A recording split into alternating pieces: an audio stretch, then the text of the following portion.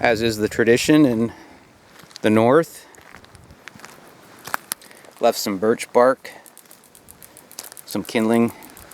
That'll get wet on the ground. I try to lean up as much cut wood as possible. It'll drain better like that. It's going to be covered in snow in the winter.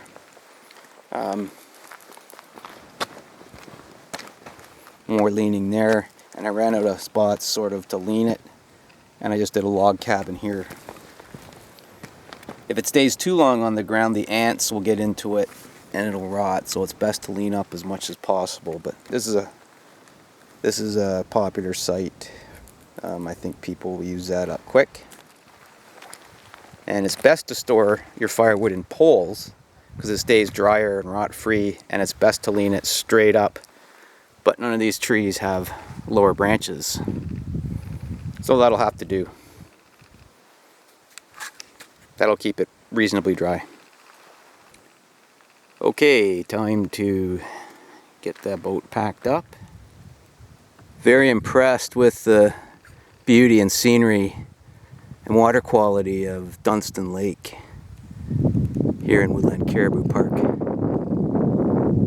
Some nice open rock jack pine woodlands.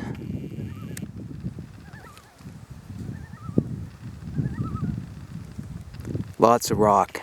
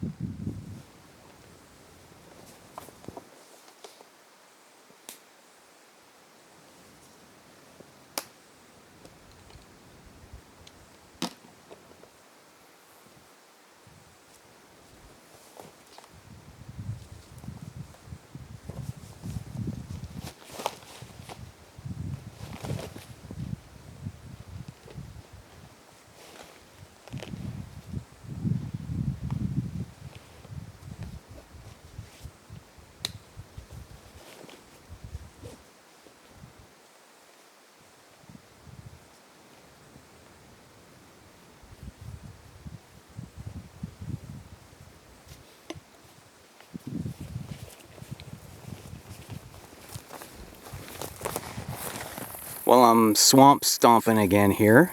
I'm going up current on this little unnamed creek into a chain of unnamed lakes. It looks like a good flow. Current's moving me backwards here. Looks like a good flow. It's remarkably clear and clean looking. Well, it could be a long day. I expect several beaver dams I gotta haul over. First little beaver dam to haul over. It was a piece of cake. It's got a good wide flow over it. The dam held me when I stepped on it and just slid the boat over.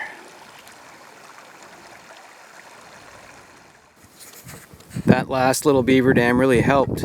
I got lots of water right now. Keep my fingers crossed. But so far it's really smooth sailing.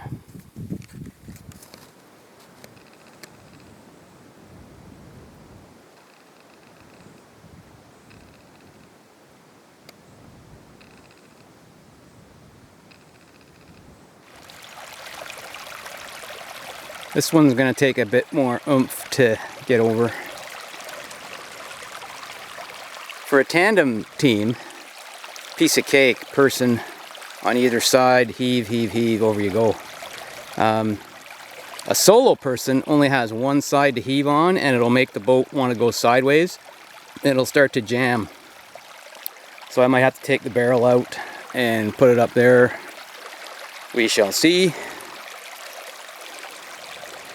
Well, another beaver dam means even more water up top, which is even better.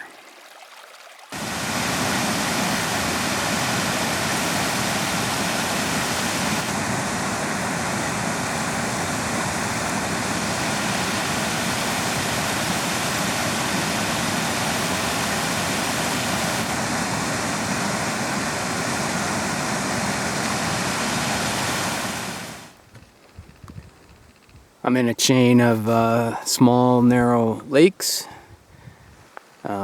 Before I hit a bunch of portages, I'm gonna plan that tomorrow. I'm gonna find a campsite. Well, it's 4:30 and I found a campsite here on this chain of unnamed lakes. Had some obvious use. It's tent ring rocks out here on the open. Fair slope to that. I don't like that. I'll show you what I got here.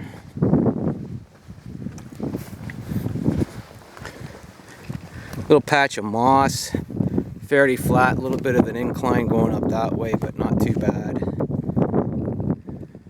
People have used this before, they've trimmed the branches. We got some fresh snow down, blow down stuff. I'll have to clear that.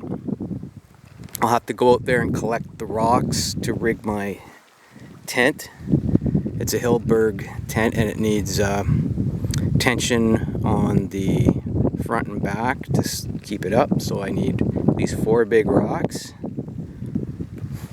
I'll show you the fire ring, which is, just while we're going by here, this could be a tarp spot. I'd have, if I need it, I'll have to clear some of this blown down jack pine top. But let me show you the absolutely ridiculous fire ring. I don't know why people build them like this. I cannot cook in there. It's walled off on all sides. Rocks have fallen in. There's a bunch of aluminum foil garbage in there too that people left. Looks like these rocks are up here, but you can't even get in at it. So I'm gonna have to rebuild, either reformat this or build a new one on a little patch of rock here for my little cooking fires. So I got some work ahead of me here. Otherwise, nice site. Tent site all clear. Saw an axe. All done. Required 1, 2, 3, and then 3 in the back. That's 6 rocks. Over here 7, 8. And I was able to guy out there to the log. So 8 rocks. I just made a little vestibule 3-sided fire setup for my Purcell Trench grill. It's a little higher than I like, but those are the rocks that I had. It'll serve me a lot better than this monstrosity. Look at the foil they left there, the slobs. Okay, firewood collection.